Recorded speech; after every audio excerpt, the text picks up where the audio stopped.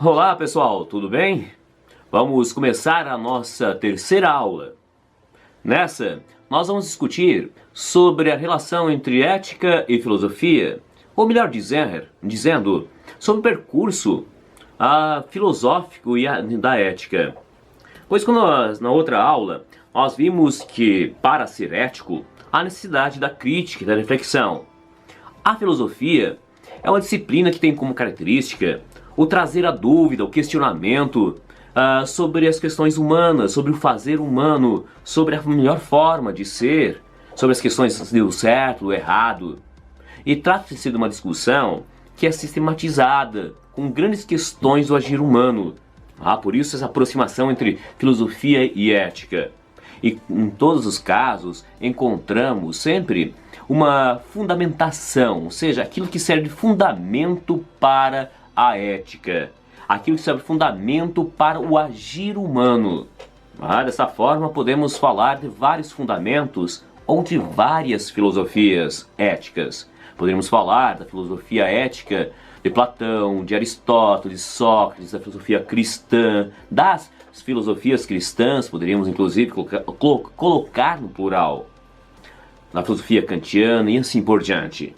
Faremos um breve esboço dessas filosofias, porque temos alguns fundamentos que são interessantes conhecermos, aprendermos, trazermos para o debate, para problematizar e refletir sobre as nossas práticas, melhorando com isso a nossa ação. Então vamos começar falando da antiguidade antiga grega. Os filósofos gregos, em geral, não somente os filósofos, até mesmo a mitologia, tinham um tema em comum, que era a questão da formação do homem grego e a questão da felicidade. Em vários momentos da história antiga grega, tem-se o ideal da cidade justa e feliz. Para eles, seria impossível pensar o ser humano de maneira que ele fosse feliz se a cidade não fosse feliz e justa. Desta forma, o humanismo grego é um pouco diferente do humanismo renascentista, pois para os gregos antigos, o ser humano ele se realiza apenas em sociedade. A sociedade é um elemento indispensável. E também o ser humano ele faz parte do cosmos ou do universo, sendo uma parte pequena desse universo. Enquanto, por outro lado, o humanismo renascentista coloca a centralidade do indivíduo como um ser capaz de conhecer, um ser capaz de dominar a natureza, conhecer suas regras. Então são pequenas diferenças de concepções sobre o ser humano. Ou seja, quando eu falar de humanismo lá na antiguidade grega, eu vou ter sim, em muitos momentos, uma centralidade sobre as questões humanas, mas sempre ligadas ao universo social e ao universo da natureza, ou do cosmos, ou ao mundo. Então, dessa forma, não poderíamos falar de felicidade para os gregos antigos, ou até mesmo de ética, a não ser no contexto social, no contexto coletivo. Seria um elemento indispensável. E quando nós falamos de felicidade, é interessante observar que ela pode ter muitas reflexões, muitas formas de se ver. A maior parte dos gregos traz a felicidade como modo de ser, modo de existência. Por isso que aparece o termo eudaimonia. Esse termo eudaimonia foi traduzido como felicidade. No entanto, ele pode significar a maneira de ser, a maneira de se construir como ser humano, como indivíduo. A melhor forma de existência.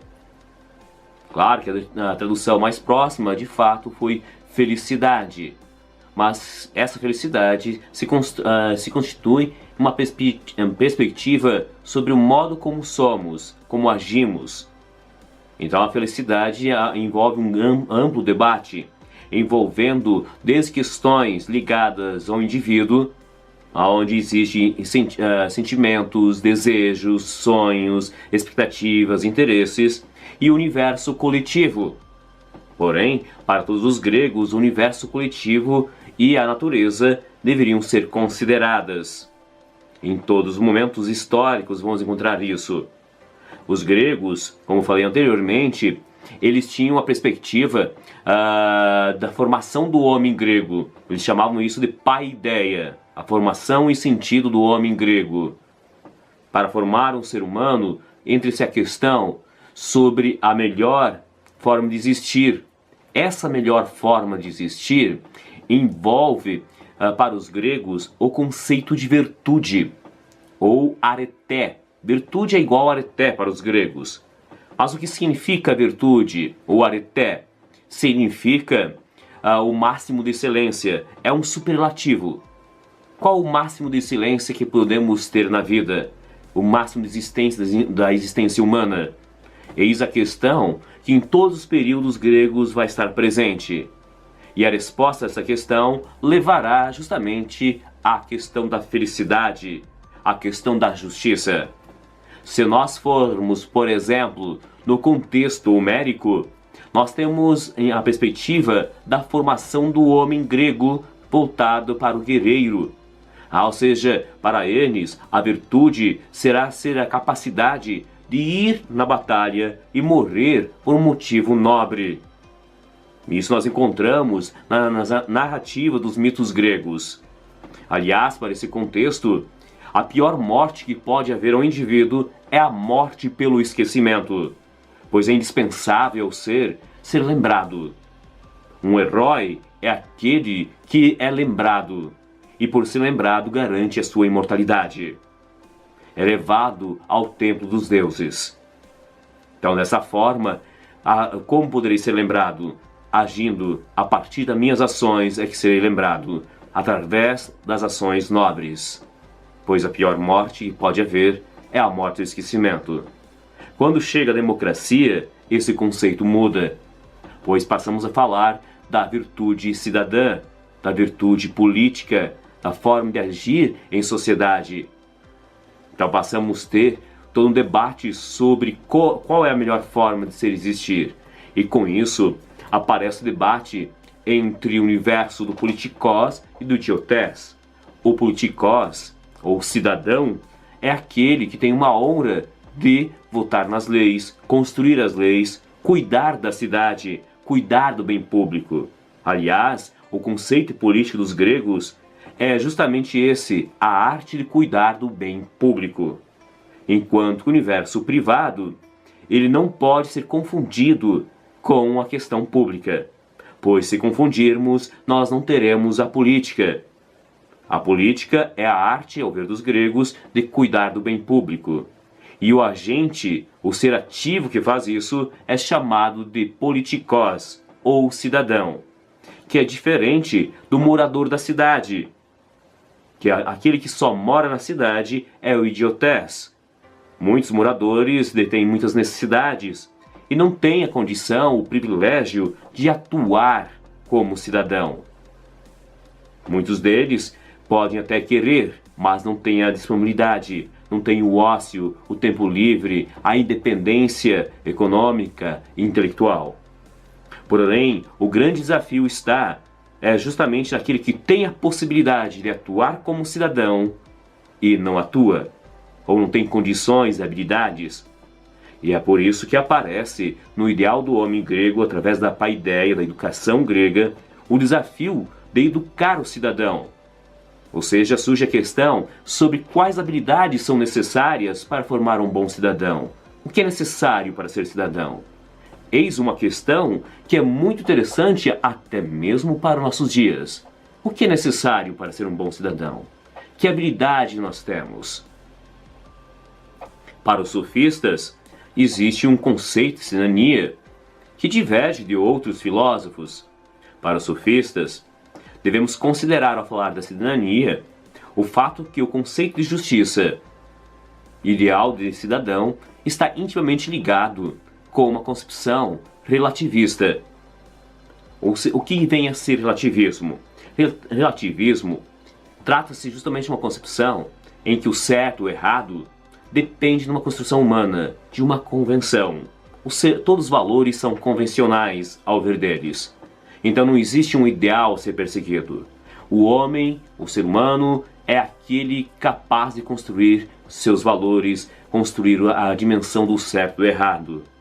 Disso resulta a frase do filósofo Protágoras: o homem é a medida de todas as coisas. Se o homem é a medida de todas as coisas, não existe o certo e o errado inato. O certo e o errado são apenas construções humanas. E o grande desafio está em ensinar a virtude. Para os sofistas, a virtude do cidadão está ligada com a capacidade de argumentar em público, de dominar a oratória, de saber convencer os demais diante da assembleia, ter domínio da arte da persuasão, da retórica, que é conhecido como discurso vazio, mas é a arte de convencer os demais. Então é uma habilidade necessária para a virtude. Outra questão muito importante para os sofistas: para você convencer alguém, você precisa conhecer a cultura, os valores, costumes, pois se você negligenciar esses, será impossível convencer. Outra questão muito indispensável para os sofistas é a questão da ação. Podemos ensinar oratória, cultura, retórica, mas, no entanto, somente vão descobrir se alguém conseguiu realmente ser um cidadão a partir do momento que ele agir, a partir do momento que for capaz de defender um projeto de lei ou uma lei diante da Assembleia. E detalhe, para o conceito de justiça sofistas é justamente o de que o cidadão deve obedecer à lei que ele mesmo criou. Então ele segue a lei que ele mesmo criou, então ele é justo, porque do contrário demonstra sua incoerência. Os sofistas se apresentavam como mestres da virtude. Mestres da virtude que ensinavam o cidadão a convencer. Então, ou seja, o grande desafio deles é como convencer os demais. Essa era uma das visões, não a única. Aliás, encontramos na história da filosofia antiga grega uma outra perspectiva ética, uma outra perspectiva que não é relativista, mas é idealista, que é a perspectiva de Sócrates. Sócrates acreditava que o conhecimento levaria ao agir correto. Mas, no entanto, para ele, existe um conceito de virtude ideal que deve ser buscado. Não é dado, é necessário a busca. Mas não basta o convencimento, e também não é possível ensinar a virtude. Não é possível dar consciência a alguém. Eu posso dar informação sobre um assunto, mas dar consciência é impossível. Trazendo para nossos dias, poderia trazer a questão correspondente à questão do meio ambiente. Eu posso ter informações sobre o meio ambiente, sobre a questão da importância do cuidado para com o meio ambiente. Mas, no entanto, não poderei dar consciência ou virtude, pois ao ver de Sócrates, a virtude corresponde ao valor interior, a uma construção do indivíduo. Ao ver dele, é impossível mudarmos uma cidade externamente se não começarmos por nós. Antes de mudar a cidade, devemos mudar a nós mesmos. Desta forma, a virtude é um valor espiritual, é um valor interior. Mas como poderei fazer isso ao ver de Sócrates? Para Sócrates, não basta convencer, é necessário dialogar. Aliás, a palavra diálogo, ela é constituída de dois termos gregos, dia, dois, logos, razões. Então, ou seja, para ter diálogo, eu tenho que apresentar razões diferentes. O fato de que a ética ou a virtude ser um valor interior, ela não dispensa o diálogo. Muito pelo contrário, a busca pelo certo ou errado, pela justiça, se faz através do diálogo. O que aparece aqui é um ideal, pois é muito difícil dialogar. Pois quantas vezes nós, ao invés de dialogar, não buscamos convencer os demais? Talvez com meu filho eu não venha dialogar. Talvez eu busque sem intenção, mas acabo buscando convencê-lo a um determinado comportamento. Mas para Sócrates, eu devo buscar o diálogo, a discussão. O ideal de justiça, de cidadania, está no diálogo. Eu preciso desenvolver a arte de conversação. E Sócrates ainda dizia o seguinte: para conseguirmos superar isso, nós, através do diálogo, devemos buscar, primeiramente, desfazer-se do falso conhecimento sobre o certo ou errado. Pois muitas vezes nós temos opiniões geralmente aceitas. Essas opiniões que são aceitas não necessariamente são as corretas. Mas o indivíduo, ele precisa perceber por si mesmo. Mas como que ele poderá fazer isso? Dialogando com o outro. E esse é o procedimento que ele chamava, por sinal, de ironia ou ironeia. Pois o Sócrates costumava dizer: sei que nada sei. Você que sabe, pode me dizer se isso é correto ou não? Fazendo isso, ele abria a possibilidade dos seus discípulos apresentarem as suas visões sobre. E com o questionamento dele, os próprios discípulos descobriam os erros, as falhas da sua visão de mundo, da visão da virtude, do certo e do errado. E a partir de então, seria possível um novo caminhar, o que ele chamava de maiêutica, inspirado, por sinal, na atividade de sua mãe, que era parteira, que maiêutica é a arte de parir. No caso, Sócrates dizia que a função dele era parir ideias, levar ao conhecimento da virtude, do certo e do errado. Para Sócrates, o mestre, ele pode orientar. Nesse sentido, os pais poderiam orientar. Mas, no entanto, o caminho, quem faz, é o indivíduo. Vamos citar nesse exemplo, um médico, ele é muito importante para a gestante. Porém, quem vai dar à luz, e todo o mérito, é da mulher. Da mesma forma, a ideia do certo e do errado está ligada ao indivíduo. Ele precisa fazer esse caminho. O mestre aparece como a pessoa que vai orientar. Um professor pode orientar, problematizar, possibilitar a reflexão. Mas o caminho é feito pelos dois. E aí as ideias vêm do discípulo, que se coloca como sujeito, que coloca-se numa condição de diálogo. E a partir disso, ao ver de Sócrates, seria possível atingir a eudaimonia, ou a felicidade, que é o modo de ser aonde temos harmonia entre o universo da razão e um mundo passional. Então, ou seja, essa é uma visão geral do pensamento ético de Sócrates. Todavia, Sócrates, defensor da democracia, acabou sendo condenado à morte. Foi obrigado a beber cicuta. E com isso, levou à decepção de muitos de seus discípulos. Entre eles, encontramos Platão. O filósofo Platão, ele acaba se tornando, com isso, um grande crítico da democracia. E olha só que interessante, a crítica que ele faz, ele parte de um princípio socrático, que é o seguinte, que o conhecimento leva à justiça. Já a ignorância, à injustiça. E a questão que coloca Platão é que nem todos estão preparados para serem cidadãos. E a pergunta que trazemos, será que todos estão preparados na autoridade para serem cidadãos? O que precisamos fazer para ser cidadãos? Que conhecimentos, habilidades precisamos?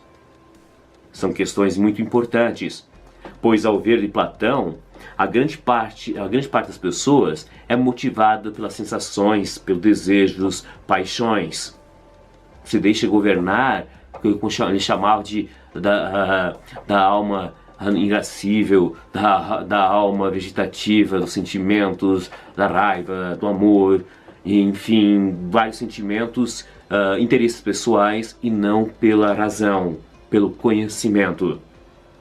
Que ao ver de Platão, a eudaimonia, a ética, a virtude seria obtida de fato quando a razão fosse dominar as demais capacidades. Para ele, a própria democracia, ela se apresenta como uma forma de tirania porque grande parte não está preparada, age por sentimentos, por paixões. E falamos que a decisão é da maioria, no entanto, uma minoria que tem a capacidade de argumentar, tem a capacidade de convencer os demais, acabam tomando as decisões. E dessa forma, não são todos que decidem. Alguns decidem, mas é uma tirania da maioria que por questão de medo, pelo temor, é capaz de aprovar algo, como a morte de Sócrates. Para ele, a democracia, na realidade, é uma demagogia. Até a palavrinha demo, que significa povo, gogia, condução, condução do povo. Então, nesse sentido, Platão se apresenta como um grande crítico da democracia ateniense. E se olharmos nesse sentido, essa crítica é interessante para pensarmos na nossa democracia. Pois a democracia é muito interessante, mas a questão é, estamos preparados? Que habilidades são necessárias? Torna-se um desafio trazer esse debate. E, aliás, o Platão dizia que o governo da cidade ele deveria ser assumido por aqueles que não têm interesses pela política. Aqui trata-se do ideal do indivíduo desinteressado, que não tem paixão pelo poder, mas sim tem paixão pelo bem público. Então ele assume tendo em vista o bem de todos, tendo em vista a justiça, e com isso governaria de maneira racional e não meramente passional. Até para descrever isso, podemos trazer o mito da caverna de Platão, que é descrito no livro a República, no livro 7. Nesse mito, conta-se a história de alguns prisioneiros que viveram toda a vida na caverna e sempre viram as sombras, aparências. Sempre tiveram uma visão errada da realidade. Ou seja, trata-se do universo, dos costumes, dos hábitos, a maneira como aprenderam a viver, a maneira que aprenderam a enxergar as coisas. Mas um belo dia, alguém sai dessa caverna e enxerga a realidade, com dificuldade. E esse alguém, ele busca, pensa nos demais e retorna, e busca demonstrar a importância de sair dentro da caverna. Porém, aqueles que já estão acostumados somente com as sombras o ameaçam. O veem como alguém que está falando coisas que não procedem e chegam a um ponto de ameaçá-lo. Ou seja, nós muitas vezes nos acostumamos ou vemos as coisas de uma maneira.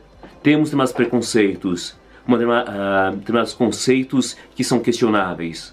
E, no entanto, não estamos preparados para o questionamento ou até mesmo para uma visão racional. E é interessante que para sair dentro da caverna, Platão também adota uma solução que já vem de Sócrates, que é a ideia do diálogo. Aliás, a dialética, no sentido de diálogo, é visto como meio filosófico. A filosofia é definida como dialética, como a arte de dialogar. É definida dessa forma. Desse modo, todos nós temos a capacidade. Não quer dizer que faremos. Porque até entre os gregos tinha um princípio muito forte, que podemos encontrar isso na obra de Aristóteles, que todo ser humano, de fato, tem razão. Mas a razão, por si só, não diferencia o ser humano do animal. O que nos diferencia é o uso que fazemos dela. Nós podemos desenvolver tecnologias, mas isso não é suficiente para dizer que somos diferentes do animal, pois as tecnologias podem ser usadas, e a própria racionalidade pode ser usada, simplesmente para satisfazer nossas paixões, porque a razão é o elemento que deve ir à frente. Mas, no entanto, muitas vezes ocorre que nossas paixões, sentimentos, eles é que nos governam e não a razão. Ou seja, um assassino, muitas vezes, ao ver nessa perspectiva, seria alguém que é governado pelo elemento passional, pelos sentimentos. Mas não quer dizer que não vá usar a razão. O que ocorre é que a paixão vai à frente da razão. E por isso não temos a virtude, não temos a areté, o máximo de excelência para conduzir a vida. Então, dessa forma, para sermos felizes, teríamos que ter justamente a questão da razão. A razão deve governar as demais capacidades, e com isso seríamos éticos, chegaríamos à ideia de bem. Outro filósofo muito importante é o filósofo Aristóteles. Aristóteles é um pensador que também tem várias críticas à democracia grega, também vê com uma forma demagógica, questiona o conceito de cidadania, da maneira como tinha sido desenvolvido, já é um outro contexto também que ele vive. Foi discípulo de Platão, por sinal, e Aristóteles costumava falar de dois tipos de virtude, a virtude dianoética e ética. Segundo Aristóteles, as virtudes dianoéticas estão ligadas à capacidade, o máximo de excelência sobre aquelas questões ligadas à arte, à ciência, à sabedoria, as questões intelectuais, a capacidade de resolver um exercício matemático, por exemplo. Isso não quer dizer que o fato de dominar melhor uma determinada ciência ou uma determinada forma de resolução de problemas, que eu seja ético. Por isso, Aristóteles costumava fazer uma diferenciação entre tipos de ciência para a época. Segundo ele, existem as ciências técnicas, que têm como objetivo a produção de objetos. E tem pessoas que são ótimas nisso, têm a virtude, têm o máximo de excelência, desenvolvem com perfeição, conseguem ter resultados esperados através da técnica. Mas isso não é virtude ética. A ética são importantes para essas pessoas, mas elas já detêm um tipo de virtude. Há pessoas que têm virtudes teoréticas, que seriam essas ao ver do pensador grego. Seria a geometria, a matemática, a capacidade de cálculo, ou seja, alguém que é muito brilhante nesse universo. E as ciências práticas, que ao ver de Aristóteles, seriam aquelas que consideram a própria ação como valor em si mesmo. O que isso quer dizer? Quando falamos tanto da ética quanto da política, o que interessa é a motivação da própria ação. O que discute, o que se coloca em questão é a ação. Ou seja, a responsabilidade, eu fiz uma ação corretamente, é o que interessa para a ética e para a política. Agora, quando falamos das ciências técnicas, o que interessa é o objetivo alcançado. Então, eu relaciono meio e fim. No caso das ciências práticas, o que interessa é a própria ação. Qual que é a motivação da minha ação? Essa motivação da minha ação foi ética ou não foi? Então, ou seja, é a própria ação que deve ser motivo de julgamento quando falamos de ética. É a própria ação que é julgada nesse caso. Agora, como seria, ao ver de Aristóteles, a questão da felicidade? Aristóteles tem uma questão muito interessante, que para ele, o ser humano é um ser que age no mundo, é um ser de ação. E toda ação, de fato, visa um bem. E qual o bem que todos os seres humanos buscam? A felicidade. Porém, é interessante ter em conta que felicidade é um modo de ser, de agir no mundo. E não se reduz a momentos eufóricos. É bastante interessante essa distinção. Euforia pode ser traduzida como alegria intensa, mas não quer dizer que sejamos felizes por isso. Ou seja, que a felicidade, definido como a eudaimonia nesse caso em Aristóteles, está ligado a um modo de ser, a um modo de conduzir. E para ele, a única maneira de ser feliz é sendo virtuoso, sendo ético, conduzindo a vida da melhor forma possível. Isso não quer dizer que a pessoa feliz não tenha momentos tristes.